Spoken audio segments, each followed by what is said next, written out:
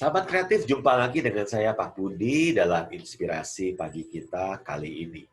Hari ini saya mau bicara tentang lukisan. Ada 5 pelajaran yang kita bisa gunakan atau bisa kita petik dari sebuah lukisan.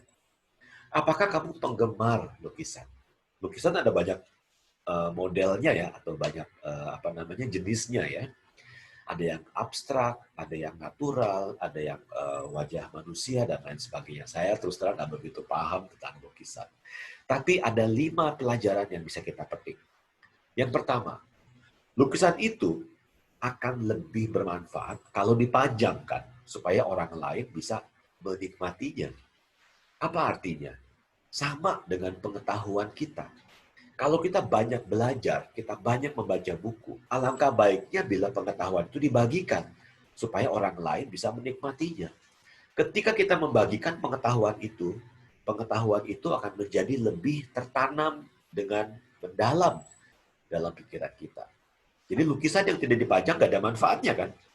Pengetahuan yang tidak dibagi juga tidak ada manfaatnya. Kalau disimpan sendiri, lama-lama akan lupa.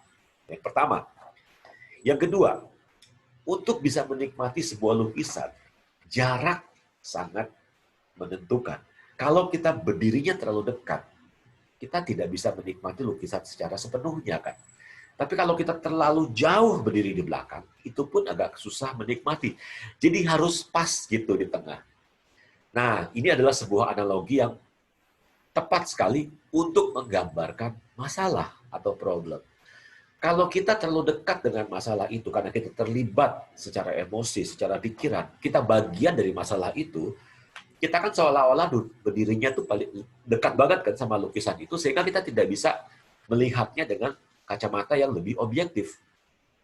Kadang kalau kita tanya sama orang, masalahnya seperti ini, kira-kira bagaimana, orang yang nggak punya kepentingan bisa kasih solusi gitu. Padahal gampang banget.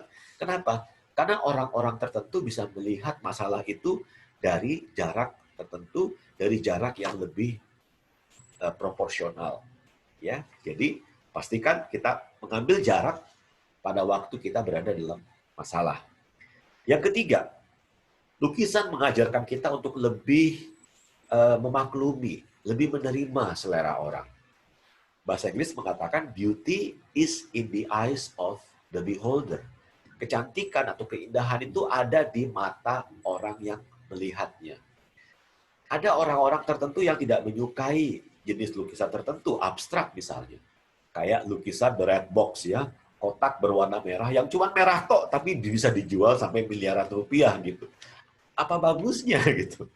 Tapi kita bisa memaklumi gitu bahwa karya seni itu memang sangat sangat subjektif gitu ya. Kita tidak mengerti kenapa beberapa orang menyukai karya seni tertentu, tapi kita belajar untuk menerima mereka. Kalau kita mau cari tahu, kita mungkin bisa menanyakan apa sih keindahan dari karya seni tertentu. Yang keempat, lukisan selalu ada di tempatnya. Kan kalau lukisan itu dipajang, kan tidak mungkin malam-malam itu dicopot, ditaruh di gudang, pagi-pagi dipajang lagi kan, nggak mungkin kan. Lukisan itu it's always be there gitu untuk siapapun yang ingin menikmatinya. Sama. Kadang ketika teman kita dalam masalah, kita akan mengatakan, kamu hubungi aja saya, you can call me anytime. Kapanpun kamu butuh teman, yuk telepon saya siap, I'll be there for you gitu ya. Tapi apakah kita betul-betul menjadi seperti lukisan gitu?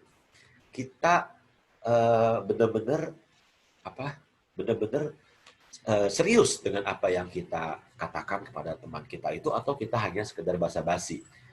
Jadilah seperti lukisan, selalu ada di tempatnya walaupun tidak ada orang yang melihatnya. Dan pelajaran terakhir yang kelima adalah kalau kita menggemari sebuah lukisan, kadang kita lupa melihat tanda tangan dan mencari tahu siapa yang melukisnya, sehingga kita bisa memberikan penghargaan kepada sang pelukis tersebut. Ya, ini mengingatkan kita untuk bersikap bersyukur pada karya cipta alam yang luar biasa, yaitu Tuhan. Jangan lupa untuk mengambil jeda sesaat dan mengucapkan syukur atas semua karya ciptanya yang indah. Demikianlah dari saya, Pak Budi. Terima kasih sudah mendengarkan. Yuk kita ketemu di seri inspirasi pagi yang berikutnya.